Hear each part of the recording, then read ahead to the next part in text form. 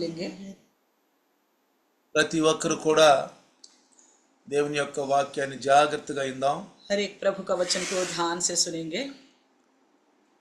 దేవుడు మానవులను సృష్టించి దేవుని ప్రేమ మనలో ఉండాలని దేవుని యొక్క ఉద్దేశము. परमेश्वर का उद्देश्य है कि मनुष्यों को बनाए और उनकी अपनी प्रेम मनुष्यों के अंदर रहे।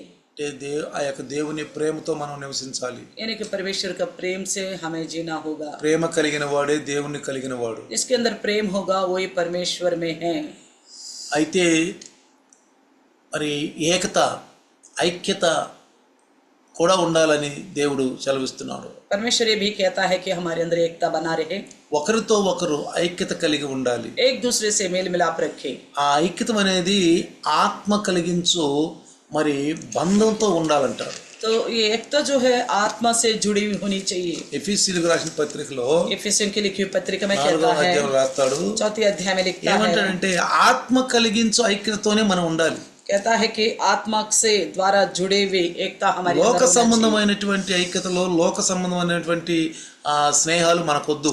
संसार के से अनुसार का रिश्ता, संसार के अनुसार की दोस्ती मित्रता नहीं चाहिए हमें। మనకు కావాల్సింది ఏంటంటే हमें चाहिए कि దేవునిలో ఐక్యత. परमेश्वर में एकता बना रहे। అందుకనే इसलिए కీర్తనాకారుడు भजनकार చూడండి, దావీదు రచించిన కీర్తన, दाऊद का लिखा हुआ भजन, దావీదు రచించిన కీర్తన दाऊद का लिखा हुआ भजन 133వ కీర్తన, 133वां भजन 133వ కీర్తన 1వ వచనములో 133वीं भजन संगीता का సహోదరులు पहला वचन है। ఐక్యత కలిగి నివసించుట ఎంత మేలు ఎంత మనోహరము. देखो ये क्या ही भली और मनोहर बात है कि भाई लोग आपस में मिले रहे। కాబట్టి ఇక్కడ దావీదు మహారాజు తన యొక్క యాత్ర సమయంలో దావీదు మహారాజు రాసినటువంటి మంచి కీర్తన అండి ఇది. राजा दाऊद ने अपनी यात्रा के समय में इस भजन को लिखा था। సహోదరులు ఐక్యత కలిగి మరి నివసించటం మేలు మనోహరము అంటాడు. कहता है भाई लोग आपस में मिला रहे, ये भली और मनोहर बात है।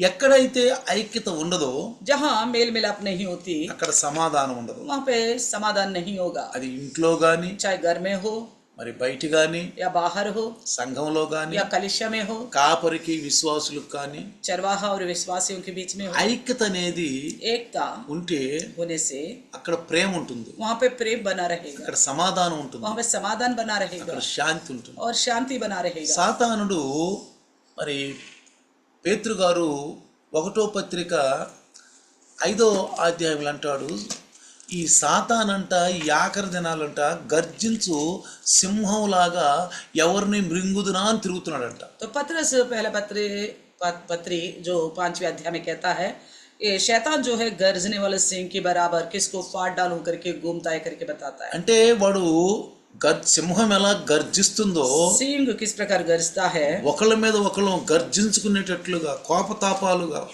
ఒకరి మీద ఒకళ్ళమి ఈ విధమైనటువంటి మన మీద మరి అనైక్యత తీసుకురావాలని సాతాను చాలా పోరాడుతున్నాడు ఈ ఆఖరి దినాలలో. इन अंतिम दिनों में शैतान इस प्रकार का यत्न करता है कि हम सबके बीच में एक दूसरे के खिलाफ भड़काते हुए एकता को खराब करने के लिए ఏకత మనలో లేకుండా చేయాలని చూస్తూ ఉంటారు. एकता हमारे अंदर ना बना रहे इसका यत्न करता है शैतान। కాబట్టి इसलिए మనకి ఐక్యత కావాలి. इसलिए हमें एकता चाहिए। ఐక్యత ఉంటే अगर एकता हो అక్కడ శాంతి సమాధానం మెండుగా ఉంటుంది. वहाँ पे शांति और समाधान भरपूर से होगा। అక్కడ పరిశుద్ధాత్ముడు కూడా ఉంటాడు. वहाँ पवित्र आत्मा भी रहेगा, అక్కడ పరిశుద్ధాత్ముడు కూడా ఉంటాడు. पवित्र आत्मा भी रहेगा। పరిశుద్ధాత్మ ఎప్పుడు మనతో ఉండాలి. पवित्र आत्मा हमेशा हमारे साथ रहना होगा। పరిశుద్ధాత్మ మన పట్ల దుఃఖం కలిగి ఉండకూడదు. पवित्र आत्मा हमारे प्रति दुखित नहीं होनी चाहिए। చూడండి, देखिए ఈ దావీదు మహారాజు ये राजा दाऊद को చాలా సంఘర్షణలతోటి జీవించాడండి. बहुत सारे संघर्ष इनका जिंदगी थी, చాలా సంఘర్షణలతోటి बहुत सारे मुकाबला उसका जिंदगी में। ప్రాణాన్ని తన గుప్పిట్లో పెట్టుకుని ఆయన మరి జీవించాడు. ऐसा लगता है कि उन्होंने अपनी जिंदगी जान अपने हथेली में लेकर चला हो। ఏ సమయంలో ఏం జరుగుద్దో కూడా తెలియని పరిస్థితుల్లో దావీదు జీవించాడు. दाऊद के ऐसा जिंदगी था, एक समय कौन सा समय क्या हालत होने वाला कुछ नहीं बताता। ఆ రోజుల్లో భౌతికంగా చూస్తే దావీదు పడ్డ కష్టాలను మనం గనక గమనిస్తే అది చాలా సాతానుతోటి పోరాడినటువంటి పోరాటాలుగా ఉంది. तो दाऊद की जो कष्ट काल था उन दिनों में अगर हम देखें तो शैतान से मुकाबला की जैसा दिख रहा था। ఈ రోజుల్లో కూడా आजकल भी మనము సాతానుని జయించాలి, शैतान को जीतना होगा, సాతాను తోటి మనం పోరాడాలి. शैतान से मुकाबला करना है, మన శత్రువు ఎవరో మనం గమనించాలి. हमारे शत्रु को हमें पहचानना है। నువ్వు శత్రువు ఎవరో కనుక నువ్వు గమనిస్తే अगर आप पहचानोगे आपका शत्रु ఆ कौन है, శత్రువును నువ్వు ఎదిరిస్తావు. उस शत्रु को आप सामने कर पाओगे। కానీ నీ శత్రువును నువ్వు గమనించాలి. इसलिए आपको अपने शत्रु को पहचानना होगा। మన శత్రువు ఎవరో తెలుసా? हमारे शत्रु कौन है पता అదిగో है? గర్జించు సింహములాగా వస్తున్నాడు. गरजने वाला सिंह की बराबर जो आ रहा है, సింహములాడు, సింహం కాదు, वो सिंह है ही नहीं है, वो సింహములే వస్తున్నాడు. सिंह के समान आ रहा है। గర్జ అంటే అంత క్రోధంగా వస్తున్నాడు. यानी कि गरजने का मतलब इतना क्रोध से आता है, అంత క్రోధంగా వస్తున్నాడు. इतना क्रोध से आता है। ఎవరు బిడ్డల మధ్యన మన విశ్వాసుల మధ్యన సమాధానం లేకుండా చేయాలని చూస్తున్నాడు. आपस में एक दूसरे के खिलाफ विश्वासियों के बीच में समाधान ना होने के लिए कार्य करता మన యొక్క సహోదరుల మధ్యన గృహంలోనూ సమాధానం లేకుండా చేయాలని చూస్తున్నాడు. है। हमारे भाइयों के बीच में, घरों के बीच में मेल मिलाप ना रहने का कोशिश करता है। వాడి పనే అది, उसका काम ही ये है, వాడి పనే అది, उसका काम ही ये है, మొదటి నుంచి వాడి పని అది. पहले से उसका काम वही है। కాబట్టి ప్రియులారా, इसलिए प्रियो, ఈ రాత్రి आज रात को దావీదు విషయం గురించి కొన్ని మనం తెలుసుకుందాం. राजा दाऊद को लेकर कुछ बातों को हम जानेंगे, ఎందుకంటే क्योंकि దావీదు యొక్క సంఘర్షణలు గనుక మనం చూస్తే दाऊद की जिंदगी का जो तकलीफ है मुकाबले जैसा अगर हम देखें तो చివరికి ఆయన ఇజ్రాయెల్ మీద అన్ని సంఘర్షణలు పొంది అన్ని విజయాలు పొందుకుంటూ దేవుడు దావీదుని కాపాడుకుంటూ వచ్చాడు. दाऊद की जिंदगी में कई सारे संघर्ष थे और सबके ऊपर वो जीत हासिल करते हुए और वो परमेश्वर ने उसको बचाता आया। చివరికి ఆయన ఇజ్రాయేలుల మీద రాజు అయ్యాడు. अंत में वो इजरायलियों का राजा बना है। ఇజ్రాయేల్ మీద రాజు అయిన తర్వాత जब इजरायली के ऊपर राजा बना तो యుద్ధాలు జరుగుతూనే ఉండి युद्ध होता रहा, युद्ध होता रहा। అయితే तो फिर వసంతకాల సమయంలో वसंत काल के समय में యుద్ధాలు జరుగుతున్నాయి ఎక్కువగా. ज्यादा लड़ाई हो रही थी। అది మీరు మరి 2వ సమూయేలు दूसरा समूएल 11వ అధ్యాయం గనక మీరు జాగ్రత్తగా గనక మరి చూస్తే 11 अध्याय को देखिएगा तो కొన్ని విషయాలు మీకు నేను ఈ రోజు తెలియజేయబోతున్నాను. उसमें से कुछ विषय मैं आपसे कहने पर हूँ। మీరు 2వ సమూయేలు दूसरा समूएल 1 నుంచి 17 వరకు గనక జాగ్రత్తగా గమనిస్తే 11 अध्याय 1 నుంచి 1 से लेकर 17 15 అధ్యాయం 2వ సమూయేలు 11 అధ్యాయము दूसरा समूएल 11 अध्याय 1 నుంచి 17 వరకు గనక మనం చూస్తే 1 से लेकर 17 तक देखिएगा तो జాగ్రత్తగా మనం గమనించాలి.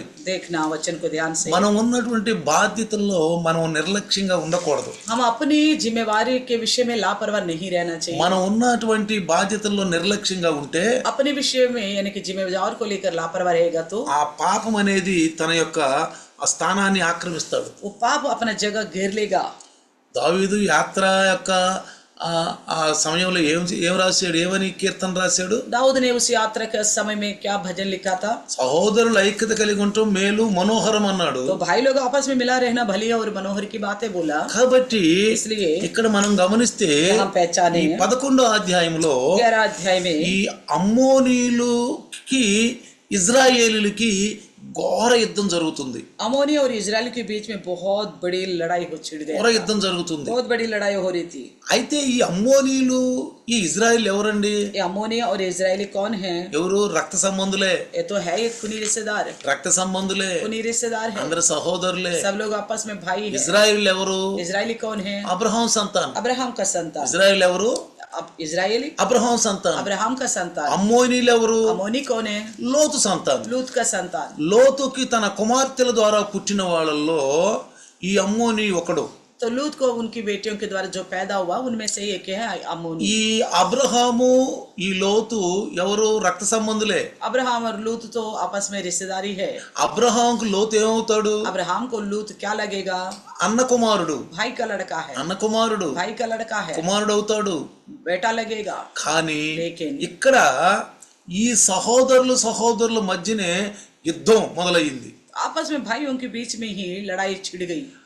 ఆ వసంతకాలం ఆ సమయంలో ఈ అమ్మోనులకి ఇజ్రాయేలులకి యుద్ధం జరుగుతున్న సమయంలో तो अमोनी और इजरायली की लड़ाई होने का इस समय में అయితే ఈ అమ్మోనీయుల్ని ఎదుర్కోవటానికి మరి తన సైన్యాన్ని యోవాబు నేతృత్వంలో పంపించాడు.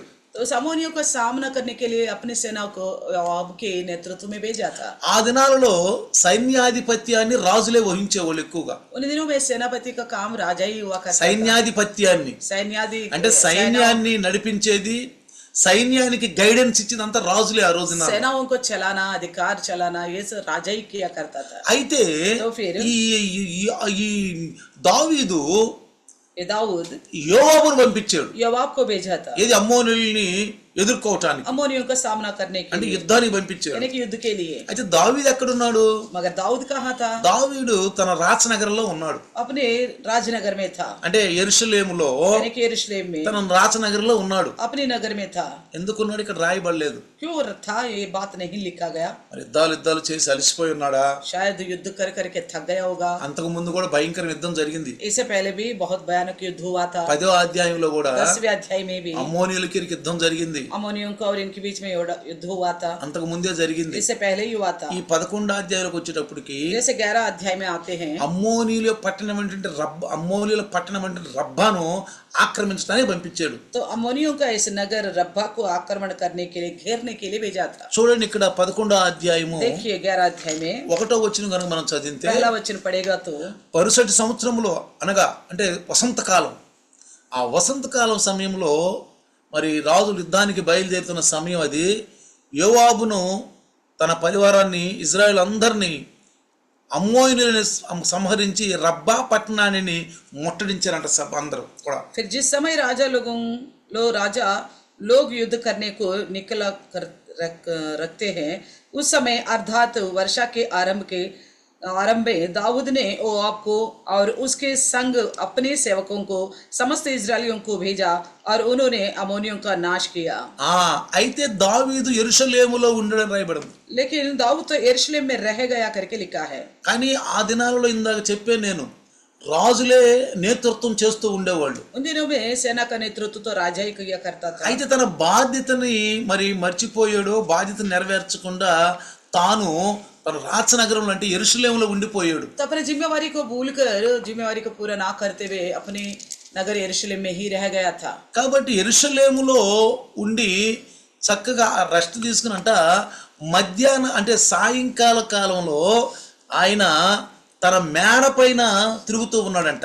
तो यरूशलेम में रहकर आराम कर कर सांझ के समय अपने वो छत के ऊपर टहल रहा था, राजभवन के ऊपर। అంటే యుద్ధ భూమిలో ఉండాల్సినటువంటి దావీదు తన రాచనగరంలో ఉన్నాడని చెప్పి బైబిల్ రాయబడింది. बाइबल में लिखा गया कि युद्ध रणभूमि में रहना था दाऊद को, मगर वो अपने नगर में है करके लिखा है।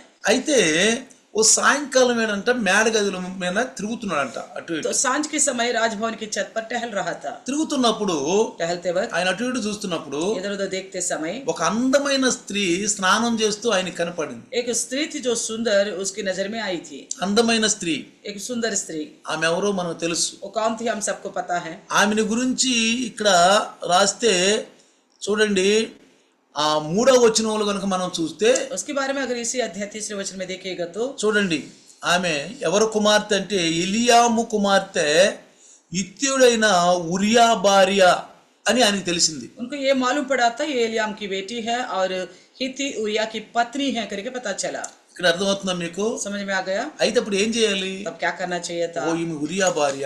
अच्छा ये तो उरिया की पत्नी है। అరే ఉరియా అయితే మన సహోదరుడేనే, तो उरिया तो अपना ही भाई है, సహోదరుడేనే, अपना भाई है, మన యుద్ధంలో ఉన్నటువంటి మరి సైనికుడే, हमारी सेना का अच्छा सैनिक है ये, యుద్ధ వీరుడే, अच्छा योद्धा है ये, ఆయన యుద్ధాలు చేయబోతున్నాడు, ये तो युद्ध करने जा रहे हैं, యుద్ధ భూమిలో ఉన్నాడు. रणभूमि में है। కానీ అతని భార్యను మనం ముట్టకూడదు. तो इसलिए उसका पत्नी को हम नहीं छूना चाहिए। అతని భార్య పైన మనం తప్పుడు ఆలోచన ఉండకూడదు उसकी पत्नी को लेकर कुदृष्टि नहीं होनी అని चाहिए। తనకు తానే సమర్థించుకోవాల్సి, अपने आप को संभालना चाहिए था, తనకు తాను సమర్థించుకోవాల్సి. अपने आप को संभालना चाहिए था, సమర్థించుకోలేదు, नहीं संभाला, సమర్థించుకోలేదు. नहीं संभाला। ఏం చేశాడు? क्या किया? తనలో ఉన్నటువంటి ఆ కామత్వం అనేది అది పెళ్ళుపుకి వచ్చింది బయటికి. तो उसके अंदर का कामुकता बढ़ गया था। అంటే నేను ఎప్పుడు చెబుతూ ఉంటాను मैं మీకు, हमेशा कहता हूँ ఆదాము పాపం చేయక ముందు ఆయన పరిశుద్ధుడు, आदम पाप करने से पहले पवित्र ही था ఆయన నీతిమంతుడు, और धर्मी था, పరిశుద్ధుడు. पवित्र था। ఎప్పుడైతే పాపం చేశాడో जैसे उसने पाप किया,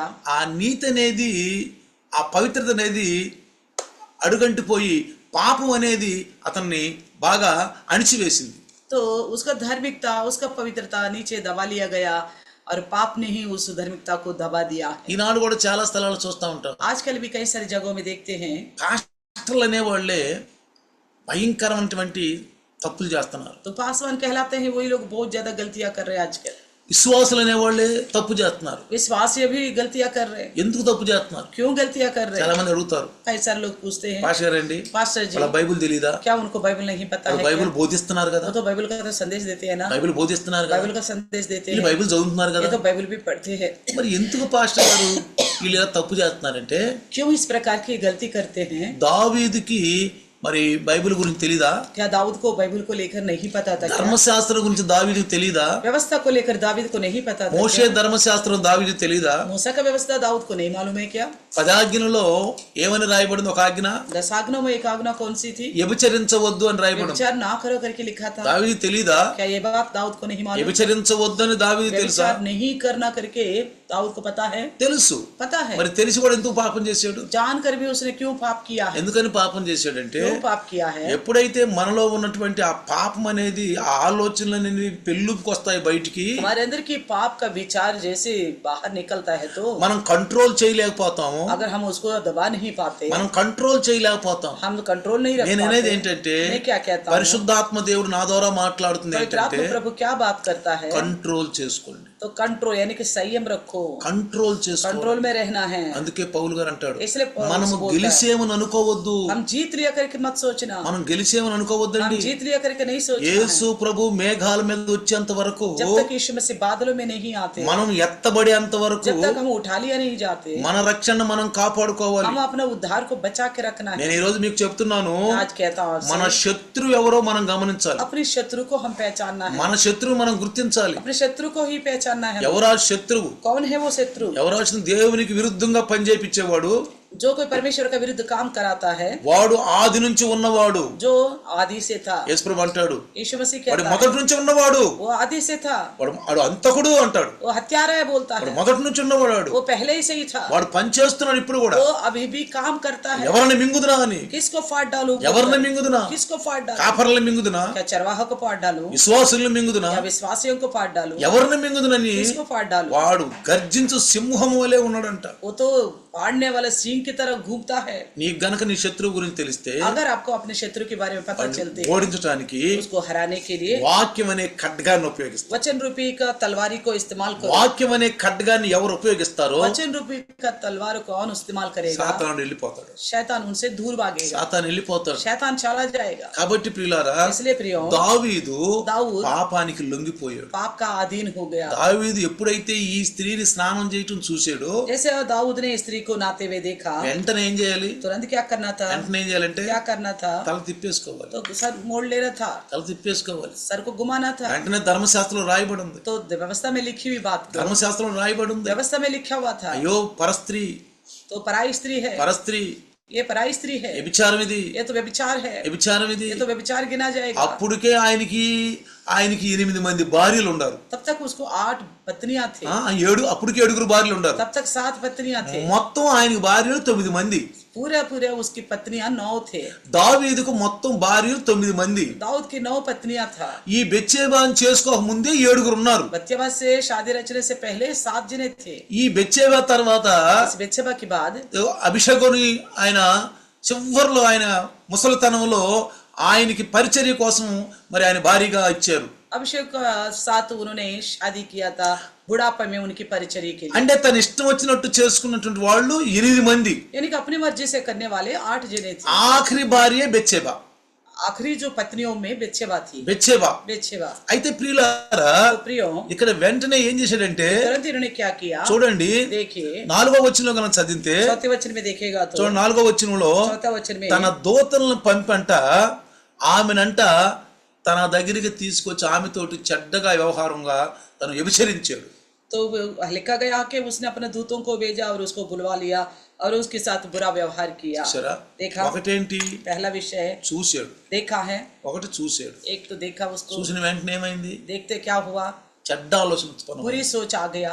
ఉత్పన్నమైన వెంటనే ఏమైంది? बुरी सोच आते ही क्या हो అది गया? కార్యరూపం దాల్చి. वो तो कार्य रूप हो गया। అంటే ఒక పాపం వెనకాల ఇంకొక పాపం, ఒక పాపం వెనకాల ఇంకొక పాపం, ఒక పాపం ఇట్ట పాపం చేసుకుంటూ పోతున్నాడు. यानी कि दाऊद एक पाप के पीछे दूसरा पाप, दूसरे पाप के पीछे तीसरा पाप करते जा रहा था। మనం కూడా జాగ్రత్తగా ఉండాలి. इसलिए हम भी सावधान से रहना అసలు है। పాపం జోలికే పోకూడదు. पाप की तरफ ही हमें नहीं जाना चाहिए। అది పాపము అన్నప్పుడు దాన్ని మనం వదిలిపెట్టేసేయాలి. अगर मालूम होता है ये पाप है तो तुरंत उसे छोड़ देना అయ్యో चाहिए। ఇది నా శత్రువే అనుకోవాలి. तो समझना चाहिए ये मेरी शत्रु है। చూడండి देखिए లేవి కాండములో लेवी अवस्था में, ఆ ధర్మశాస్త్రం రాయబడింది ఏంటి व्यवस्था తెలుసా? में क्या लिखा है पता है? 18:20 గనక మనం చదివితే लेवी अवस्था 18 का 20 पड़ेगा तो లేవి కాండము लेवी अवस्था 18వ అధ్యాయము 18 का 20 20వ వచనం చూడండి. పరాయి స్త్రీ వైపు మరి కన్నెత్తి కూడా చూడకూడదు. చూడు 20వ వచనంలో చదివితే, फिर నీ పొరుగువాని భార్య యందు నీ వీరస్థలమును చేసి ఆమె వలన అపిత్రత కలుగు చేసుకొనకూడదు.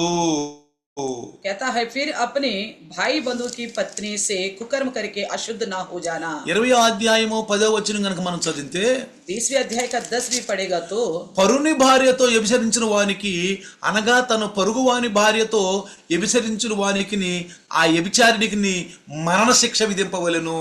यदि कोई पराई स्त्री के साथ व्यभिचार करे तो जिसने किसी दूसरे की स्त्री के साथ व्यभिचार किया हो तो वह व्यभिचारी और वह व्यभिचारिणी दोनों नीचे मार डाला जाए। అర్థం తెలీదా? మరి क्या नहीं पता? దావీదుకు తెలీదా ఈ విషయం? दाऊद को नहीं मालूम है कि अब ये बात, ధర్మశాస్త్రంలో రాయబడి ఉంది. ये तो व्यवस्था में लिखा हुआ है పొరుగువాని భార్యతోటి మనం తప్పుడు సంబంధాలు పెట్టుకోకూడదని. पराई स्त्री के साथ गलत रिश्ता नहीं रखना चाहिए। అలా పెట్టుకుంటే इस तरह रखने से ఇద్దరికి మరణ శిక్ష విధించాలి. दोनों को मार डालना करके लिखा है। ఇద్దరికి మరణ శిక్ష दोनों విధించాలి. को मार डालना है। మరి దావీదుని చంపాలా? क्या दाऊद को मार डालना है? చావిని చంపాలా? मार डाले। చూడండి ప్రియులారా, देखिए ఇప్పుడు प्रियो, ఇద్దరిని చంపాలా? दोनों को मारना है। ఇద్దరిని చంపాలా? दोनों को मारना है। ఇద్దరికి మరణ శిక్ష दोनों విధించాలి. को मृत्युदंड देना है।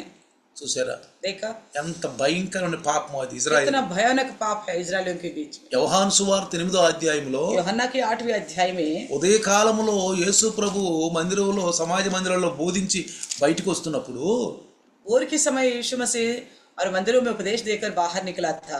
ఒక స్త్రీని వ్యభిచారంలో పట్టుబడిన ఒక స్త్రీని తీసుకొస్తారు. एक स्त्री को लाए थे जो विचार के द्वारा पकड़ा गई थी। ఆమెకి మరణ శిక్ష విధించాలి. उसको मृत्युदंड देना है। మోషే ధర్మశాస్త్ర ప్రకారము मूसा की व्यवस्था के अनुसार ఆమెను మరణ శిక్ష విధించాలని उसको తీసుకొచ్చారు. मृत्युदंड देना करके ले आए थे। చూసారా? देखा మరి ఈమెకి మరణ శిక్ష విధించాలి, अगर इसके साथ तो मृत्युदंड देना మరి है, దావీదుకు మరణ శిక్ష విధించొద్దా? क्या दाऊद के साथ मृत्युदंड नहीं देना है? పట్టుబడితే బెత్షెబాకు మరణ శిక్ష విధించొద్దా? पकड़ी गई तो बेचबा को भी मृत्युदंड देना था ना। కానీ ఆయన రాజు, लेकिन वो तो राजा है। ఆయన రాజు वो राजा है। రాజు కాబట్టి తన ఇష్టం. राजा होने की वजह से उसकी मर्जी थी। కానీ తీర్పు దినం తప్పించుకోలేవు. लेकिन न्याय का दिन बच नहीं पाएगा। దేవుని తీర్పు ప్రకటించబడుతుంది ప్రియులారా. परमेश्वर का न्याय प्रकट होगा प्रियो। తప్పు చేసిన వాళ్ళ మీద, जो गलत करते हैं, వాళ్ళు రాజులైనా సరే, चाहे राजा हो, చాహే పేదవాడైనా సరే, ఆ రోజు తినడానికి లేక ఫుట్పాత్ల మీద ఉండే పేదవాడైనా సరే, जो कोई कंगाली क्यों ना हो, जो फुटपाथ में रहता हो, खाने तक भी ना हो, ఈ ప్రపంచాన్ని ఏలే చక్రవర్తులైనా సరే, इस दुनिया को राज्य करने वाला चक्रवर्ती क्यों ना हो, ఎవరైతే పాపంలో పట్టుబడతారో जो कोई पाप के द्वारा पकड़ाए जाते వాళ్ళకి हैं, న్యాయం అనేది ఉంటుంది. उनका एक न्याय का दिन होगा। వాళ్ళకి శిక్ష उनको విధించబడుతుంది. जरूर दंड दिया जाएगा। జాగ్రత్త మనం కూడా గమనించాలి. इसलिए सावधान से सुनना, ఇవి మన కోసమే రాయబడ్డాయి. ये हमारे लिए ही लिखा गया है। పరిశుద్ధాత్మ దేవుడు బైబిల్లో ఈ సంఘటనలు మన కోసమే రాయించాడు. पवित्र आत्मा प्रभु इस बाइबल ग्रंथ में इन घटनाओं को हमारे लिए लिखा మనం है। జాగ్రత్తగా ఉండటానికి, इसलिए हम सावधान बरते, మనం జాగ్రత్తగా हम ఉండటానికి सावधान बरतने के लिए। వాళ్ళ వల్లనే పౌలు గారు అంటాడు ఎబ్రిలో, వాళ్ళు విన్నట్టుగానే మనం కూడా వింటున్నాము. तो पौलुस बोलता है इब्रानी पत्रिका में, जैसा उनको सुनाई दिया था वैसा हम भी सुने। వాళ్ళు విని దానిని జాగ్రత్తగా పాటించలేదు కాబట్టి उन्होंने जो सुना था उसको ध्यान से नहीं पकड़ा, వాళ్ళలో పాపం కనపడింది. इसलिए उनके अंदर पाप आ गया। మనం కూడా విని దాన్ని జాగ్రత్తగా పాటించకపోతే अगर हम भी सुनी हुई बातों को ध्यान से नहीं सुनेगा, మనలో కూడా పాపం हम కనపడుతుంది. पालन नहीं करेगा तो हमारे अंदर भी पाप आएगा। పాపాన్ని దేవుడు క్షమించడు, पाप को परमेश्वर बर्दाश्त नहीं करेगा, పాపాన్ని క్షమించడు. नहीं क्षमा करेगा। కాబట్టి మన శత్రువు ఎవరు? ఇప్పుడు इसलिए हमारे शत्रु कौन है? మన శత్రువు పాపం. हमारे शत्रु ఈ पाप है। ప్రపంచంలో ఉన్న ప్రతి ఒక్కరు కూడా इस दुनिया में रहने वाला हर एक, ఈ పాపం అనే శత్రువును కనుక గమనిస్తే, अगर ये पाप का शत्रु को ఈ पहचानेगा तो, పాపం అనే ఈ శత్రువు ఎలా ఓడించబడతాడని గమనిస్తే, ये जो शत्रु पाप है इसको कैसा हराए करके ఈ सोचे तो, పాపం ఎట్లా పోద్దని ఆలోచిస్తే अगर सोचे ये पाप कैसा जाएगा, యేసు దగ్గరికి రావాల్సిందే. तो उसके लिए हर एक को यीशु के पास ही आना యేసు होगा। దగ్గరికి రావాల్సిందే. यीशु के पास ही आना యేసే होगा। ఈ పాపానికి నివారణ. यीशु इस पाप के लिए खत्म प्रायश्चित యేసే करेगा। ఆ కడబట్టి శత్రువును ఓడించిన వాడు. यही यीशु और वो शत्रु को हराने वाला है। పాపం వల్ల మరణం వచ్చింది, पाप की वजह से मृत्यु आ गया, మరణం వచ్చింది. मृत्यु आ ఆ गया। మరణాన్ని తిరిగి జయించిన వాడు యేసే. उस मृत्यु को जीतने वाला है यीशु के చూడండి ప్రియులారా, इसलिए देखे प्रियो, ఈయన ఉరియా భార్య అని తెలిసి కూడా, उसको मालूम पड़ा था कि ये उरिया की पत्नी है। ఉరియా ఎక్కడున్నాడు ఈ సమయంలో? उरिया कहाँ था इस समय? ఉరియా ఎక్కడున్నాడు? उरिया कहाँ था? యుద్ధంలో ఉన్నాడు, वो युद्ध में था, యుద్ధంలో ఉన్నాడు. युद्ध में था। ఆ అమ్మోయి నీళ్ళని యొక్క ఓడించడానికి యోవాబుతో పాటు యుద్ధంలో ఉన్నాడు. अम्मोनियों को हराने के लिए वो आपके साथ युद्ध में था। ఇక్కడ మనం గనక జాగ్రత్తగా గమనిస్తే, देखिए, మీరు గనక ఈ యొక్క 17 వచ్చిన వరకు గనక జాగ్రత్త చదువుకుంటే, अगर इसी अध्याय 17 वचन तक आप पढ़ोगे तो చూడండి देखिए, 5వ వచనం 11వ అధ్యాయం 5వ వచనంలో చదివితే 11 अध्याय का 5 वचन में देखेगा तो ఇక్కడ ఏం రాయబడింది చూడండి. क्या लिखा देखिएगा। చదవండి. और ये ఉమ్, वे स्त्री गर्भवती हुई, हाँ। तब दाऊद के पास कहला भेजा कि हाँ। मुझे गर्भ है। ఆ స్త్రీ గర్భవతి అయిందంట. वो स्त्री गर्भवती हुई है, దావీదుకు వర్తమానం పంపింది. तो दाऊद को कहला भेजा कि मैं భర్త गर्भवती हूँ। భర్త లేడు, पति नहीं है साथ में, భర్త యుద్ధంలో ఉన్నాడు. पति तो युद्ध में है। భర్త వెళ్ళిన తర్వాత पति जाने के बाद రాజైన దావీదు ఆమెతోటి వ్యభిచరించినప్పుడు, राजा दाऊद उसके साथ व्यभिचार करने से, ఆమెతోటి తప్పుడు సంబంధం పెట్టుకున్నప్పుడు गलत रिश्ता रखने की वजह से ఆమె గర్భవతి అయ్యింది. वो गर्भवती हुई। గర్భవతి हुई ఒకటేం చేశాడు? एक काम क्या किया था? యుద్ధానికి వెళ్ళాల్సినోడు, युद्ध में जाना था, యుద్ధ బాధ్యతలు స్వీకరించవలసిన వాడు, युद्ध का जिम्मेवारी अपनाना था, సైన్యాన్ని నడిపించగలిగిన వాడు सेना को चलाना था। ఏం చేశాడు? क्या किया? యెరూషలేములో ఉన్నాడు. यरूशलेम में ही रह गया। రెండోది, दूसरा विषय, తను మేడ మీద తిరుగుతున్నప్పుడు वो छत के ऊपर घूम रहा था, ఏ స్త్రీని చూశాడో जिस स्त्री को देखा ఆ స్త్రీని మోహించాడు. उस स्त्री पर मोह ले लिया। సామెతలు नीति वचन 6వ అధ్యాయము 6 अध्याय 25వ వచనం చదివితే, 6 का 25 पढ़ेगा तो అందమైన స్త్రీని చూసినప్పుడు నువ్వు ఆశ పెట్టుకోబాకు మనసులో రాయబడి ఉంది. तो ये लिखा गया है, कभी कोई सुंदर स्त्री दिखाई देती तो मन में मोह मत लेना। ఆశ పెట్టుకోవద్దండి. ऐसा कोई लालच नहीं रखना है। ఏ పురుషుని ఒక స్త్రీని చూసినప్పుడు, कोई भी पुरुष किसी स्त्री को देखता है, ఎన్నోసార్లు చెప్పాను నేను, मैं कई बार बताया, చూడటం తప్పు కాదు, देखना गलत नहीं है, చూడటం తప్పు కాదు. देखना गलत नहीं है। చాలా మంది అంటారు కళ్ళు ఇచ్చినందుకు చూడటానికేగా. बहुत सारे लोग बोलते हैं पर वैष्णव ने आंखें किस लिए दिया? కళ్ళు देखने के लिए। ఇచ్చినందుకు చూడటానికి అంటారు, आंखें तो है देखने के लिए दिया, बोलते చూడటానికే. हैं, देखने के लिए కానీ है। చూడు, लेकिन देखो, బళ్ళ మీద రాస్తా ఉంటారు అప్పుడు వెనక गाड़ियों के पीछे लिखता है ना, ఏమని రాస్తారు?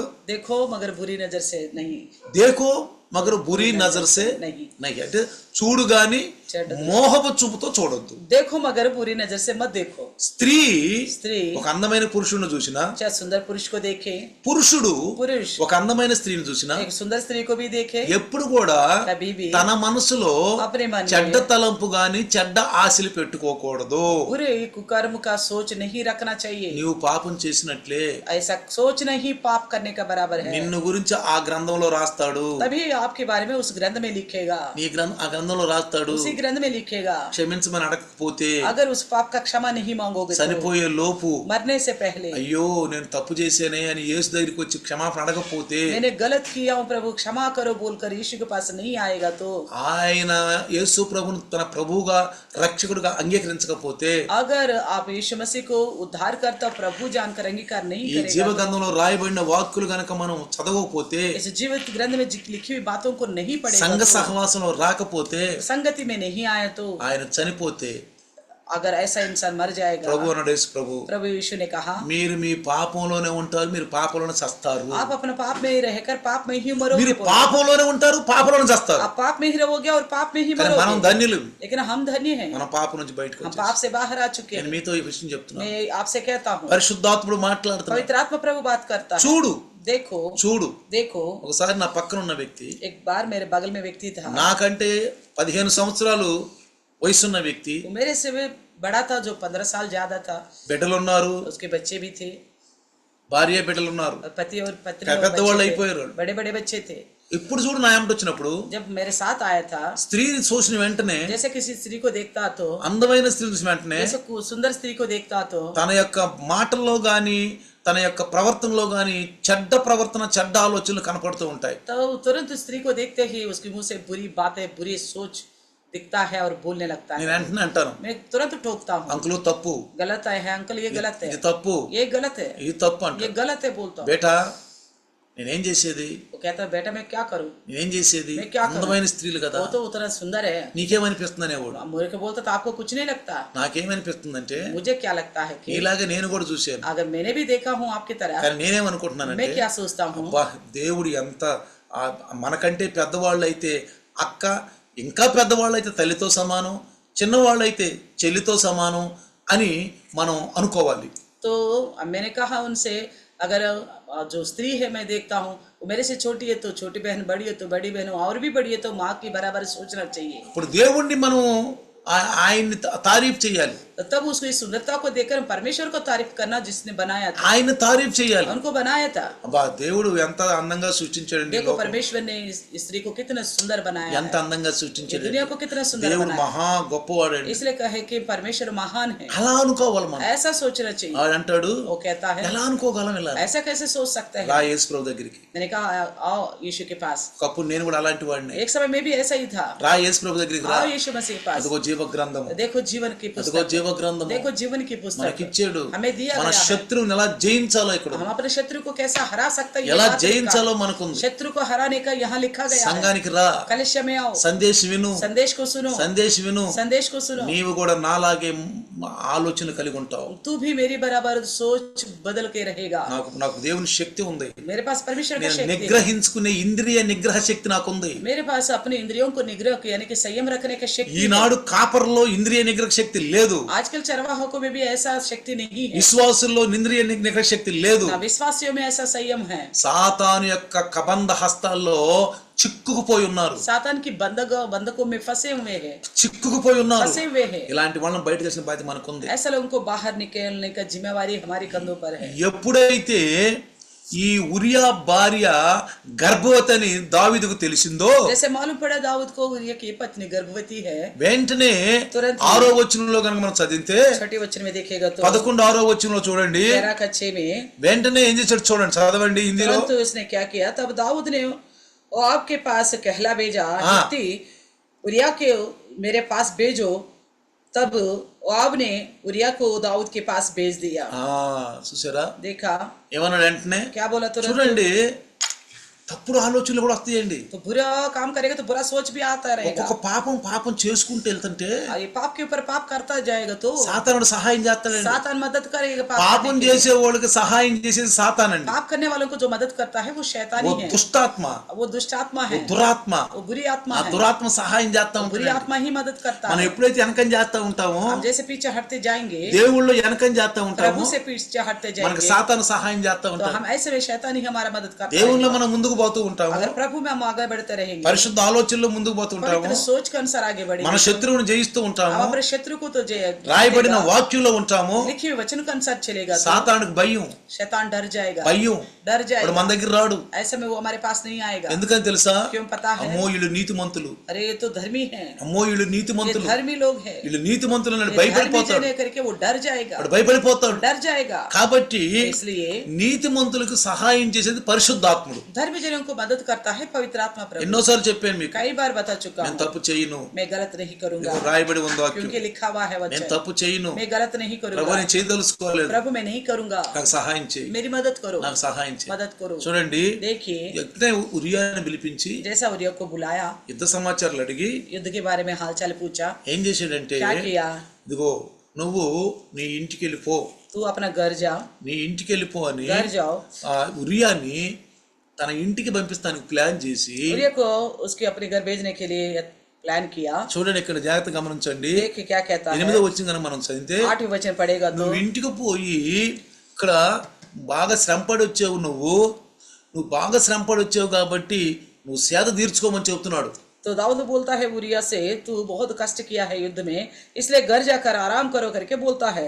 దావీదు దగ్గర నుంచి ఉరియా వెళ్ళిపోయాడు. दाऊद से पास से उरिया चला गया। 9వ వచనం కనుక చదివితే, वचन 9 पड़ेगा तो, ఆయన వెనక వైపే అతనికి బహుమతులు పంపించాడంట. तो उन्हीं की उरिया के पीछे पीछे उनके लिए एक इनाम भेजा करके लिखा है। ఒకటి ఒకటి एक तो ఉరియాని సంతోషపెట్టడానికి उरिया को खुश करने के लिए, ఉరియాని తన భార్య దగ్గర పంపించి उरिया को उनकी पत्नी के पास भेजकर ఆ పాపము నేను చేయలేదని చెప్పి సర్ది పెట్టుకుని తుడిపేసుకోవటానికి वो पाप वो गर्भवती हुई मेरे द्वारा नहीं है करके बताना चाहता था। ఒకటి ఏం చేశాడంటే एक क्या किया, ఆయన వెనక వాళ్ళ బహుమతులు పంపించాడంట. उनके पीछे पीछे इनाम भेजे हैं। చూడండి ప్రియులారా, देखिए प्रियो, ఇక్కడ ఆయన చాలా నీతిమంతుడండి ఉరియా. उरिया तो बहुत धर्मी ఉరియా था। అంటే దేవుడు దేవుడు ఎలుగై ఉన్నాడు అని అర్థం. उरिया का अर्थ है परमेश्वर रोशनी है, దేవుడు ఎలుగై ఉన్నాడని అర్థం. परमेश्वर रोशनीमय परमेश्वर है। ఉరియా అంటే उरिया का అంత मतलब నీతిమంతుడండి. वो इतना धर्मी था। చూడండి, देखिए దేవుని మందసము, परमेश्वर का संदूक, ఇజ్రాయేలీలు, इजराइली लोग, యోధావారు यहूदी के लोग, వీళ్ళందరూ యుద్ధ భూముల్లో ఉంటే ये सब रणभूमि में थे। నేను వెళ్ళి ఇంటికాడ రెస్ట్ తీసుకునేదా? क्या मैं जाके घर में आराम करूं? అసలు ఇది న్యాయమా? क्या ये न्याय है? ఇది న్యాయమా? ये क्या न्याय है? చూడండి ప్రియారా, देखो प्रियो, ఎక్కడున్నాడండి? वो कहाँ है? ఆయన ఇజ్రాయేలుల మధ్యలో నా రాత్రి పడుకున్నాడు, అక్కడే ఉన్నాడు. फिर भी उरिया इजरायलियों के बीच में ही वहां रहा था। తర్వాత తెల్లారి తెలిసింది, तो सुबह को पता चला था, పతా चला ఎందుకు వెళ్ళలేదని. क्यों नहीं गया। రెండో ప్లాన్ వేసాడు. फिर दूसरा प्लान बनाया। ఒకటో ప్లాను पहला प्लान ఇంటికి పంపించాలి, घर भेजूं, బహుమతులు ఇచ్చాడు. इनाम भेजा साथ में। ఎట్టన్నా గాని నా మీదకి వచ్చినటువంటి ఆ కళంకాన్ని తుడిచేసుకుని ఉరియా ద్వారా గర్భం వచ్చినంత తెలియజేయాలి. तो ये करना चाहता था दाऊद, जो ये कलंक मेरे माथे पे ना लगे, ये उरिया के द्वारा गर्भवती हुई करके लोग जाने करके सोचा था। కుయుక్తి అండి ఇది. ये तो कुयुक्ति है। ఎవరితారండి కుయుక్తి? ऐसी युक्ति कौन देता కుయుక్తి है? అంటే చెడ్డ వ్యక్తి. यानी कि बुरी सोच। ఏ దావీదు ఎవరండి? ये दाऊद कौन है? ఇజ్రాయెల్ రాజు అండి, इजरायलियों का राजा, దేవుడు అభిషేకించిన వ్యక్తి అండి, परमेश्वर का अभिषेक पाया हुआ है। సమూయేలు ద్వారా అభిషేకించిన వ్యక్తి అండి शमूएल ఇతను. के द्वारा अभिषेक पाया है। యుద్ధ వీరుడండి, योद्धा है ये। ఎన్ని శ్రమలు అనుభవించి వచ్చాడు, कितना क्लेश सामना करके ఎన్ని आया था। శ్రమలు అనుభవించి कितना వచ్చాడండి, क्लेश का सामना ఎన్ని किया। శ్రమలు అనుభవించి వచ్చి దావీదు రాజు అయ్యాడు. कितना क्लेशों के बाद राजा दाऊद बना था। ప్రజల్ని ఎలా పరిపాలించాల్సినోడు. कैसा राजा राज्य करना था। రెండోది, दूसरा विषय, రెండో విషయం ఏం తెలుసా? दूसरा विषय क्या पता మరుసటి రోజు అంట है? दूसरा दिन ఉరియాని ఏం చేశాడంటే మళ్ళీ రోజు ఏం చేశాడు फिर क्या बोला? చూడండి, ఉరియాని అంటే బాగా పిలిపించాడు, ఉరియాని పిలిపించి బాగా మందు తాగిచ్చాడు. उरिया को बुलाया, उसको खूब मदिरा पिलाया। ఉరియాని పిలిపించాడు, उरिया को अपने पास बुलाया, కూర్చోబెట్టాడు, बिठाया, బాగా మందు తాగిచ్చి उसको दारू पिलाया, మత్యం బాగా మత్తెక్కించి जैसा उस मतवाला किया నీ उसको। భార్య దగ్గరికి వెళ్ళు, फिर बोला जा अपनी पत्नी के पास। చాలా కాలం అవుతుంది, तो जाके बहुत समय हुआ, నీ భార్య నుంచి చాలా కాలం అవుతుంది, तो अपनी पत्नी को देख के बहुत ఈ समय हो రాత్రి నువ్వు गया। ఇంటికి వెళ్ళిపో, आज रात अपना घर जा, నీ భార్య దగ్గరికి వెళ్ళి ఉండు, अपने पास पत्नी के पास जा, తెల్లారిరా అని పంపించాడు. सुबह आकर के भेजा। కానీ लेकिन ఆయన పోలేదు. फिर भी वो नहीं गया, అయినా అతను పోలేదు, फिर भी वो नहीं गया। అది విఫలమైపోయింది. वो भी प्लान विफल हो అది విఫలమైపోయింది. गया, वो भी प्लान विफल हो गया। మూడోది, तीसरा, ఇంకేమనుకున్నాడు ఇక और क्या सोचा? ఇక లాభం లేదని. अंत में कोई फायदा नहीं है। చూడండి పిల్లారా, देखिए प्रियो, యోవాకి ఇతని ద్వారా ఉత్తరం రాసి పంపించాడండి. योब को इन्हीं के द्वारा चिट्ठी लिखवा के भेजा। 11వ అధ్యాయము 11 अध्याय, 11వ అధ్యాయం 11 अध्याय देखिए, చూడండి 13వ వచనంలో చూస్తే 13 वचन में देखिएगा तो, చూడండి చదివితే మనము पढ़ेगा तो ఇక్కడ అతను బాగా మత్తుడు చేసి ఇంటికి పంపించాడు, కానీ పోలేదని రాయబడి ఉంది. ये लिखा गया कि इसको बहुत मतवाला किया, घर भेजना चाहता फिर भी नहीं गया। మూడవ అంశంలో చూస్తే तीसरा विषय 14వ देखिएगा వచనంలో 14 वचन, ఇతని ద్వారా ఇక్కడ చూడండి 15వ వచనం కనుక మనం చదివితే 15వ వచనం 15 वचन पढ़ेगा तो ఆ चिट्ठी, उस चिट्ठी में ये लिखा था, ఆ सबसे घोर युद्ध के सामने ఉమ్, उरिया को रखना, हाँ। तब उसे छोड़कर लौट आओ చూడండి कि वे घात होकर मर जाए। ఎవరి ద్వారా పంపిస్తున్నాడు ఈ ఉత్తరము? ये चिट्ठी किसके द्वारा भेजवा रहे हैं? చూడండి ఎంత నీతిమంతుడో చూడండి ఉరియా. और ये देखो कितना धर्मी है। అందుకే యేసుప్రభు అన్నాడు, इसलिए यीशु ने कहा పరలోక రాజ్యంకి వెళ్ళాలంటే పిల్లల్లాగా ఉండాలి. स्वर्ग राज्य जाना हो तो बालकों के समान रहना है। పిల్లల్లాగా లోక విషయాలు లోకాలోచనలు ఉన్న వాళ్ళు పరలోకానికి వెళ్ళలేరండి. तो संसार की सी सोच, संसार का विचार रखने वाला చూడండి, स्वर्ग राज्य नहीं जा ఉరియా सकता। మనసు చిన్న పిల్లవాడి వంటి మనసు. उरिया का मन तो छोटे बालक जैसा मन ఆ था। ఉత్తరం చూసుకున్నాడు, उस चिट्ठी उसके हाथ में रखा, उरिया की हाथ में। ఏమనంటాడు దావీదు? दाऊद ने क्या बोला होगा? ఉరియా, ए उरिया, ఈ ఉత్తరము ये चिट्ठी జాగ్రత్తగా सावधानी से నువ్వు బ్యాగ్ లో పెట్టుకో, अपने बैग में रखो, ఎవరు చూడండి బాకు, किसी को मत दिखाना, ఎవరు దిగ చూపియొద్దు, किसी को भी नहीं दिखाना है, ఎవరు శాతానికి ఇవ్వద్దని. कोई पढ़ने के लिए भी मत देना। ఎంత నీతిపరుడంటే, वो इतना धर्मी है ఎంత कि, వఫాదారుడంటే इतना वफादार है कि ఎవ్వరికీ చూపించొద్దు. किसी को भी नहीं दिखाना। అంటే చక్కగా లోపల జేబులో పెట్టునండి. ये बड़ी अच्छी तरह संभाल के रखा। తను కూడా చదవలేదు చూసారా? उसने भी नहीं ఆ देखा खोल के। చెడ్డ బుద్ధి కూడా యూరియాలో లేదు చూసారా? उरिया के पास इतना बुरी बुद्धि भी नहीं है, दूसरे की चिट्ठी पढ़ूं, అసలు ఏం రాశాడో చూద్దాం. आखिर क्या लिखा हो देखूं, అసలు దీంట్లో ఏముందో చూద్దాం. आखिर क्या है देखूं। ఎవరు చూస్తున్నారు? ऐसा कौन देख रहे? చూడండి, देखो तो ఎవరు చూస్తున్నారు? कौन देख रहे? ఎవరు చూస్తున్నారు? कोई तो देखेगा नहीं। చదువుతాను, मैं पढ़ूंगा, చక్కగా మళ్ళీ మడతేసి లోపల పెట్టుతా కదా. फिर फोल्ड करके मैं अंदर रखूंगा। ఎవరు చూస్తారంట? कौन देखेगा मुझे? కానీ ऐसा नहीं सोचा।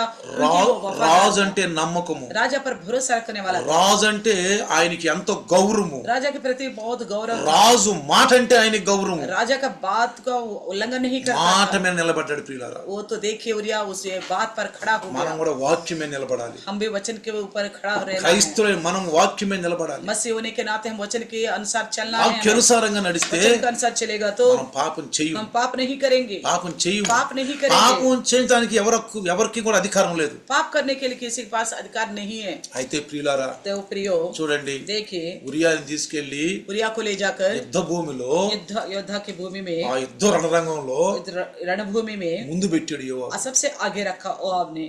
చచ్చిపోయాడు, वो बेचारा मर गया, చనిపోయాడు. मार डाला गया। చూడండి 24వ వచనం కనుక చదివితే 11:24లో 11 का 24 में देखेगा तो చూడండి, ఇత్తీయుడైన ఉరియా పూర్తిగా హతమైపోయాడని రాయబడింది అక్కడ.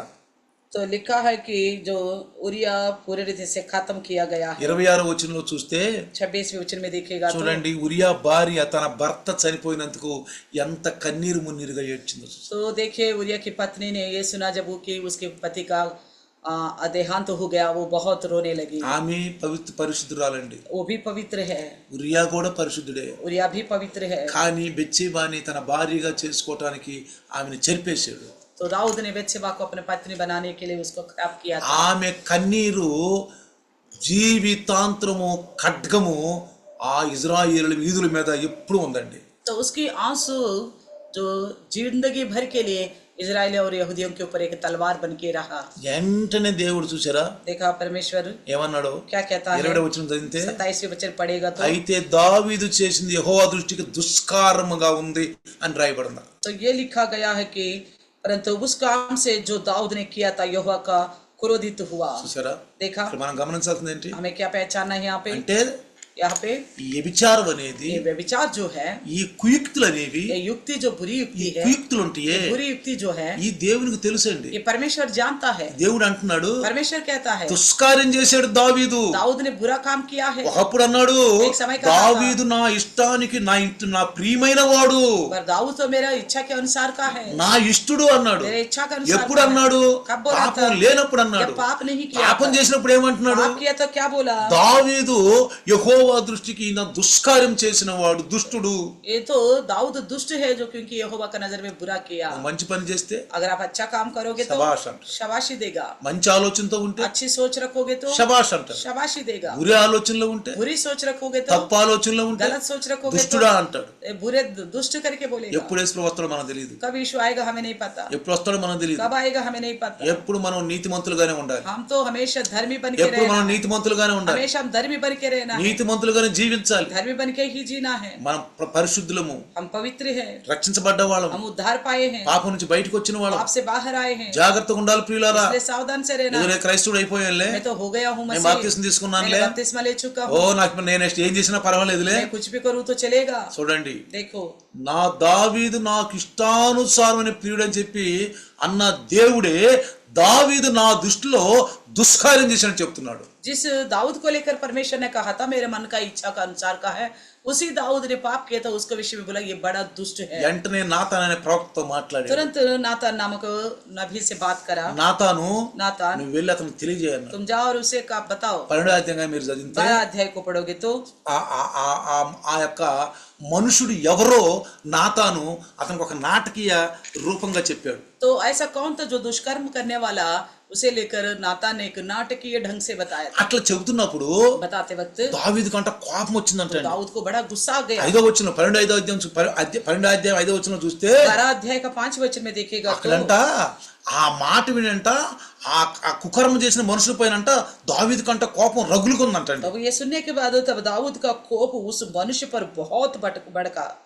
ఆ కోప ఆ వ్యక్తి నువ్వే, तो कहता है नातान वो व्यक्ति तू ही है, ఆ మరణ పాత్రుడు నువ్వే. मृत्यु का योग्य तू ही है। ఏమంటున్నాడు? क्या बोलता అతను है? మరణానికి పాత్రుడు, वो उसका प्राण दंड देने की योग्य है, మరణానికి పాత్రుడు అంటున్నాడు. प्राण दंड देने అయితే की योग्य నువ్వే. है। तो कहता वो व्यक्ति तू ही है। అందుకే ప్రియులారా, इसलिए प्रियो, సంఘానికి ఒక నాయకుడు ఉండాలి, तो कलिशा के लिए एक अगुवाई करने वाला होना चाहिए, కాపరు ఉండాలి. एक चरवा होना తప్పు चाहिए। చేసిన వాళ్ళని దండెత్తానికి కాపరి నోటి ద్వారా ఖడ్గం అనేది ఆ చెడి అనే ఒక వాక్యం ఉపయోగించబడాలి. तो अगर कोई गलती करता तो उनको डांटने के लिए, समझाने के लिए छड़ी या तलवार के नाम एक वचन होना चाहिए। సంఘానికి ఒక కాపరి ఉండాలి. इसलिए कलिशा के लिए एक चरवाहा होना చూడండి, चाहिए। దావీదు రాజు, देखिए राजा तो है అతని दाऊद, పైన ప్రవక్త అయిన నాతాన్ నుంచి तो उसके ऊपर नातान नबी को रखा है, తనకు చెప్పాడు, ఇదిగో తప్పు అని చెప్పాడు. పోయి उसे समझाया कि ये गलत है। నాతాను తప్పు అని చెప్పాడు. नातान ने बताया ये गलत है। సంఘములో కూడా कलिशा में भी దైవ దాసుని ద్వారా మనం మాట్లాడుతున్నప్పుడు పరిశుద్ధాత్మ దేవుడు पवित्रात्मा प्रभु दास के द्वारा हमसे बात करता है, तो మనలో ఉన్న తప్పులు ఏమైనా ఎత్తి చూపిస్తే, हमारे अंदर की कमियों को उठा के दिखाए, तो తప్పు అని మనకు తెలిస్తే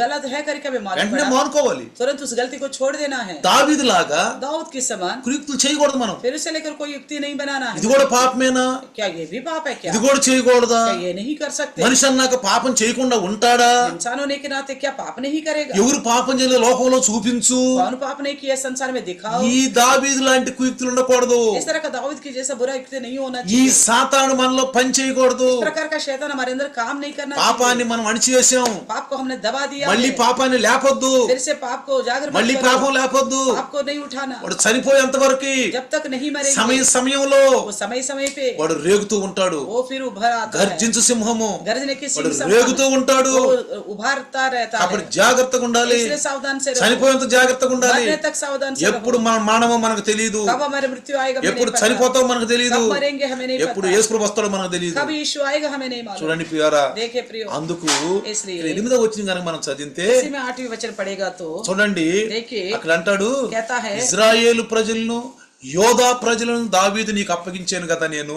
कहता है मैंने इजराइल और यहूदा का घराने को तुम्हें दे दिया। ఇంకేమంటున్నాడు తెలుసా? और क्या कहता है, నీవు అనుకుంటే మరి నీకు ఇంకా ఎక్కువగా ఇచ్చేవాడినే. अगर ये कुछ थोड़ा लगता तो तुम्हें और कुछ बहुत देता था। 9వ వచనంలో అంటాడు, 9 वचन में कहता है, చూడండి, देखो నీవు ఇక్కడ అంటాడు, నీవు మాట నా యెహోవా మాటని తృణీకరించి ఆయన దృష్టికి చెడుతనం చేసావు, ఎందుకు చేసావు అని అడుగుతున్నాడు. तूने यहोवा की आज्ञा तुच्छ जानकर क्यों ये काम किया जो उसकी दृष्टि में बुरा है। చూడండి పిల్ల, देखे ఉరియాను కత్తితో చంపించాడు, उरिया को तलवार से घात कराया, తన భార్యని భారీగా చేసుకున్నాడు. उसकी पत्नी को अपना पत्नी बनाया। అమ్మోనేటువంటి అమ్మోని అనేది అన్ని జనుల చేతికి అప్పగించేశాడు. इसलिए अमोनी जो अन्य जाति है उनकी तलवार के सौंप दिया परमेश्वर ने। సహోదరుల ఐక్యత ఎక్కడుందండి? तो भाइयों का मेल मिलाप कहाँ है? ఎక్కడుంది సహోదరులు? कहाँ है मेल मिलाप? సహోదరుని తీసుకెళ్లి भाई को ले जाकर ఎవరికి అప్పగించాడు? किसको हाथ में सौंपा? అన్ని జనులను అమ్మోనులకి అప్పచెప్పాడు. अन्य जाति अमोनियों का हाथ में सौंप दी। ఒకటేం చేశాడంట, पहला काम क्या किया? ఉరియాని చంపించడానికి కారణం దావీదు. उरिया का मृत्यु का कारण दाऊद है। దావీదు है। తర్వాత ఉరియా భార్యని, తన పెండ్లి భార్యని, పొరుగువాని భార్యని తన భార్యగా చేసుకున్న చెడ్డవాడు, దుష్టుడు. तो दूसरा बुरा काम है कि उरिया की पत्नी जो उसकी पत्नी को अपने पत्नी बनाया है, ये दुष्ट था। అన్ని జనుల చేతికి అప్పగించాడు, అమ్మోనుల చేతికి అప్పగించాడు. अन्य जाति अनमोनी के हाथ में परमेश्वर ने सौंप दिया। కాబట్టి इसलिए అప్పుడు అంటాడు, और कहता है, ఇక్కడ చూడండి, ఆఖరిగా వచ్చిన నేను ముగించబోతున్నాను. वचन खत्म करने पर हूँ मैं। చూడండి, ఇక్కడ 10వ వచనం చదివితే, इसमें 10वीं वचन पड़ेगा तो 12, 10వ వచనం చదవండి. 12 अध्याय का 10वीं वचन, ఆ, इजराइल अब तलवार से तेरे घर से कभी दूर ना होगी। బస్ इजराइल నీ इसलिए ఇంటికంట ఆప్కి ఎప్పుడు సదాకాలము యుద్ధం కలుగుతూనే ఉంటది. तो तेरे घर में के लेकर हमेशा तलवार चलता ही रहेगा। అర్థమవుతుందా? समझ में आ गया? దావీదు అంటాడు, दाऊद कहता है, చూడండి, 12, 11 కనుక మీరు చదివితే, 11 వచనం 12, 11 కనుక చదివితే, 12 13 వచనం, 12 अध्याय का 13 ఇక్కడ वचन, 13వ వచనం అంటాడు, 13 वचन में कहता నేను है, పాపము చేశాను, कहता है मैं यहोवा का विरुद्ध पाप किया हूँ। నేను పాపం చేశాను. मैंने पाप किया हूँ। చూసారా? देखा? ఒప్పుకోండి, मान लीजिएगा, దావీదు ఒప్పుకున్నాడు, दाऊद ने मान लिया अपने पाप को। తప్పు చేశాడు, गलत किया है, తప్పు చేశాడు, गलत किया है, ఒప్పుకున్నాడు. मान लिया है। అందుకే అంటాడు, इसलिए कहता है, సహోదరులు మరి ఐక్యత కలిగి ఉంటాం మేలు మనోహరం. तो भाई लोग आपस में मिला रहना भली और सुहावना, సహోదరులు ఐక్యత ఉంటే మేలు మనోహరం. भाई लोग आपस में मिले रहना बहुत भला और सुहावना है। సాతానుడు తిరుగుతున్నాడు, शैतान घूमता है, జాగ్రత్తగా ఉండాలి. మనం ध्यान से रहना है। దేవునికి మంచి వాళ్ళగానే ఉండాలి, परमेश्वर की नजर में अच्छे बने, हम మంచి వాళ్ళగా ఉండాలి. अच्छा बने, సమాధానం, मेल मिलाप से रहे। నీ ఇంట్లో సమాధానం ఉందా? आपके घर में क्या मेल मिलाप है? నువ్వు సంఘంలో సమాధానం ఉంటున్నావు, कलिसिया में मेल मिलाप से रहते हो? బయటికి వెళ్ళినప్పుడు సమాధానం ఉంటున్నావు? बाहर लोगों से मेल मिलाप से रहते हो? జాగ్రత్తగా గమనించాలి. सावधान से रहो। సమాధానం అనే బంధము तो मेल मिलाप का बंधन से ఆత్మ కలిగించే ఐక్యతతో మనం ఉండాలి. आत्मा के मिल करने वाला एकता से हमें बना रहना है। ఒకవేళ ఘోరమైన పాపం తప్పేమైనా చేసి ఉంటే अगर कोई ऐसे भयानक पाप किया हो, దావీదు ఒప్పుకున్నట్లు, जैसे दाऊद ने अपने पापों को అయ్యా मान నేను लिया, తప్పు చేశానయ్యా, प्रभु मैंने गलत किया हूँ, నన్ను క్షమించయ్యా, मुझे क्षमा करो, నేను తప్పు చేశాను, मैंने पाप किया हूँ, వెంటనే కనుక ఒప్పుకుంటే, अगर तुरंत मान लेगा, దీనుడైపోయి ఉంటే अगर दीन होगा, వెంటనే అంటాడు, तुरंत कहता है। నాతో ఏమంటాడు చూడండి 13లో, नातान क्या कहता 13 में? ఇక్కడ చదవండి ఒకసారి 13 చదువుదాం. नातान ने दाऊद से कहा, हाँ। यहोवा ने तेरे पाप को दूर किया है, हाँ। तू ना मरेगा। చూసారా? देखा? ఎందుకో తెలుసా? क्यों पता है? క్షమించమని అడిగాడు. क्योंकि इसने क्षमा मांगी है। అన్నాడు కదా 1వ యోహాను 1:9 నీవు గనుక నీ పాపాలు ఒప్పుకుంటే, पहले यूहन्ना का पहला अध्याय 9 वचन में कहा था, ఏదైనా తప్పు తలంపులు గాని, తప్పు ఆలోచనలు గాని, తప్పు ప్రవర్తన గాని, తప్పు నడక గాని, తప్పుడు కార్యాలు ఏమి చేసేవో ఒకళ్ళు చేసేవేమో వెంటనే తప్పు ప్రభువా ఇక చెయ్యను అని ఒప్పుకోవాలి. और कोई भी किसी प्रकार का गलत सोच, गलत रवैया, गलत विचार, गलत बातें, गलत काम कुछ भी किया तो मैं आगे नहीं करूंगा करके गलती को मानेगा। तो తొందరపడేదని తప్పు చేసి अगर वो तावले से कुछ गलती किया तो आप అసలు చేయకూడదు. गलती तो नहीं करनी चाहिए। ఎందుకని? क्यों? యోహాను అంటాడు यूहन्ना कहता తన है పత్రికలో, अपने पत्रिका में, నీతిమంతుడు పాపం చెయ్యడు. धर्मी जन तो पाप नहीं करेगा, నీతిమంతుడు పాపం చెయ్యడు. धर्मी तो पाप नहीं करेगा। భయం क्योंकि ఎందుకో उसको डर తెలుసా? लगता है। क्यों पता है? తన శత్రువు ఎవరో తను గమనించాడు. उसने पहचाना है अपने शत्रु कौन है। నా శత్రు ఎవరు? मेरा शत्रु कौन है? ఎప్పుడు నీ శత్రువుని వెంటాడుతూ ఉంటాడు. हमेशा आपका शत्रु आपका पीछे ही पड़ेगा। నీకు ఎప్పుడు కత్తి ఉండాలి. आपके हाथ में हमेशा तलवार होनी चाहिए। వాక్యం అనే కత్తి ఎప్పుడు ఉండాలి. कि वचन रूपी तलवार కత్తి ఎప్పుడు ఉండాలి. वह हमेशा रहना ఒక चाहिए। సిపాయి లాంటి आप एक सिपाही के जैसा వెనక ముందు జాగ్రత్తగా ఆలోచిస్తూ ఉండాలి. हो। आगे पीछे सोच समझ कर चलना चाहिए। రండి సమాధాన బంధంతో పవిత్రాత్మ మనకు కావాలని ప్రార్థన చేద్దాం. आइए मेल मिलाप के बंधन से पवित्र आत्मा हमारे लिए चाहिए बोल के प्रार्थना వందనాలు करें। ప్రభువా. धन्यवाद प्रभु जी। సహోదరులు ఐక్యత కలిగి ఉండాలి. ఎంత మేలు ఎంత మనోహరం. भाई लोग आपस में मिला रहना कई भली और मनोहर बात है बोला प्रभु। దావీదు నాయన ఉరియా భార్య చక్కనిదని చెప్పిన ఆయన ఉరియా భార్యని ప్రభా తామితో వ్యభిచరించి తన భార్యగా చేసుకున్నాడు. तो उरिया की पत्नी को सुंदर बोलकर मोह लिया और अपना पत्नी बना लिया। యూరియా తోటి ఎంత కుయుక్తిగా ప్రవర్తించాడు. उरिया के साथ बुरी युक्ति किया है। ఇదిగో పరిశుద్ధ గ్రంథంలో రాయించారు. మీరు पवित्र ग्रंथ में लिखवाया है ఇది మా కొరకే నాయన, हमारे लिए है, ఇది మా కొరకే. हमारे लिए తప్పు వెంబడి తప్పు, తప్పు వెంబడి చేస్తూ ఉన్నాడు. और दाऊद ने गलती के ऊपर गलती करता गया। చివరికి ఫలించలేనప్పుడు जब अंत में सफल नहीं ఉరియాని हुआ యుద్ధం तो ముందు పెట్టి చంపించాడు. उरिया को युद्ध को आगे रख के मरवा डाला। కానీ దేవుడు అంటాడు, लेकिन प्रभु कहता ఇది है యెహోవా దృష్టికి నా దృష్టికి ఇది చెడుతనము దుష్కార్యం చేసావు నువ్వు. ये मेरी नजर में तुमने बुरा काम किया है। నేను ఇజ్రాయెల్‌కు రాజుగా చేశాను. मैंने तो तुझे इजराइल का राजा కావాలంటే बनाया। ఎంతమంది స్త్రీలు నీకు ఇచ్చేవాడిని. चाहता तो कितना सारे स्त्री तुम्हें देता था। వెంటనే నాతాను పంపించాడు. तुरंत नातान को भेजा, వెంటనే ప్రవక్తను పంపించాడు. तुरंत नबी को भेजा, ప్రవక్త ద్వారా హెచ్చరించాడు. नबी के द्वारा सावधान किया। ఈ రాత్రి आज रात को దైవదాసుని ద్వారా హెచ్చరిస్తున్నాడు. प्रभु के दास के द्वारा सावधान करता है। దైవదాసుని హెచ్చరిస్తున్నాడు. प्रभु के दास के द्वारा ఒకవేళ మనం सावधान ఏమైనా తప్పు చేసి ఉంటే, करता है। अगर हमने कुछ गलती किया, మనం ఏదైనా అసమాధానంగా ఉంటే, हमारे अंदर कोई अशांति है, మనలో ఏమైనా అశాంతి ఉంటే, कोई अशांति है, ఇప్పుడే अभी సమాధానం ఉంటేనే పరిశుద్ధాత్మ ఉంటాడు. मेल मिलाप से रहने से ही पवित्र आत्मा रहेगा। ఒకరికొకరు సమాధానం ఉంటే నీ एक ఇంట్లో दूसरे పరిశుద్ధాత్మ से ఉంటాడు. समाधान से रहेगा तो आपके घर में నీ पवित्र ఇంట్లో आत्मा रहेगा। పరిశుద్ధాన్ని బయటికి వెళ్ళిపోతే దుష్టాత్మ వస్తాడు. आपसे पवित्र आत्मा चला गया तो बुरी आत्मा आ जाएगा। కాబట్టి మనకొద్దు, इसलिए ऐसा नहीं चाहिए, మనకొద్దు. हमें नहीं चाहिए। దేవుడు దావీదు అంటున్నాడు, दाऊद कहता है, దావీదు అంటున్నాడు दाऊद कहता నేను है, పాపం చేశాను, मैंने पाप किया, క్షమించమని అడిగాడు. क्षमा करो। మనం కూడా हम भी ఏదైనా చిన్న తప్పు చేస్తే అడుగుదాం. छोटी मोटी गलती किया तो వెంటనే ఒప్పుకుందాం. पश्चाताप వందనాలు करेंगे। నాయన. धन्यवाद నీ प्रभु जी। దాసుని ద్వారా మాట్లాడినటువంటి आपका दास के द्वारा बोए ఈ गए మాటలు वचन 100% సహాయం చేయమని. 100 गुना वचन काम करने के लिए मदद करे। సైతానుడు నాయన బిడ్డల్లో తండ్రి ఉన్న వాక్యం ఎత్తుకొని పోకుండా మీరే కాపాడమని शैतान इनके अंदर का वचन को उठा के ना ले जाने के लिए आप सहायता करें। యేసు నామములో అడుగుతున్నాను. यीशु के नाम से मांगते हैं पिता। आमीन। आमीन। और पिता परमेश्वर का प्यार, प्रभु यीशु मसीह का महान कृपा, पवित्र आत्मा का सहभागिता आज और कल युगान युग तक सदा काल इम्मानुएल बन के रहे. आमीन। हालेलुया। हालेलुया। అందరికీ వందనాలమ్మా. सबको प्रेज